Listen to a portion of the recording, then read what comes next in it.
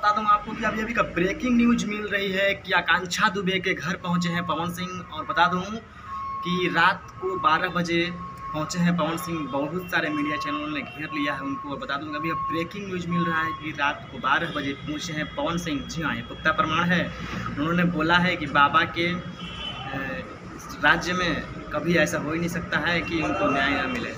और बताते हैं इन्होंने ये भी बोला है कि दुख के घड़ी में क्या बोलूं। मीडिया चैनलों से बात करने के बाद उन्होंने बोला कि दुख के घड़ी में क्या बोलूं, तो काफ़ी अच्छा लगा।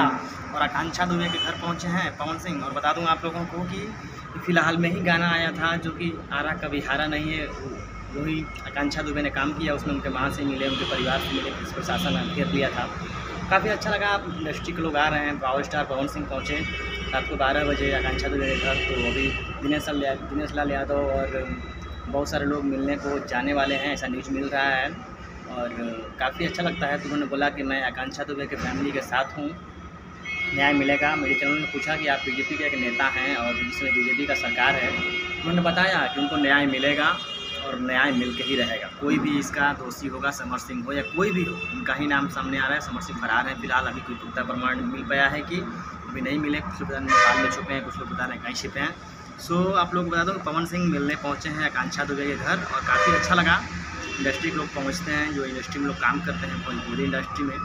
तो यही न्यूज़ ब्रेकिंग था, आप लोगों को बता दूं। और मिलता हूँ नेक्स्ट वीडियो में। तब तक जय हिंद, वंदे मातरम। आप लोग अपना ख्याल रखिएगा, अच्छा से रहिएगा। और जो भी न्यूज़ होगा आपको पल पल का अपडेट मिलेगा इस चैनल पे। चैनल पर नए हैं तो प्लीज़ सब्सक्राइब कर लीजिए।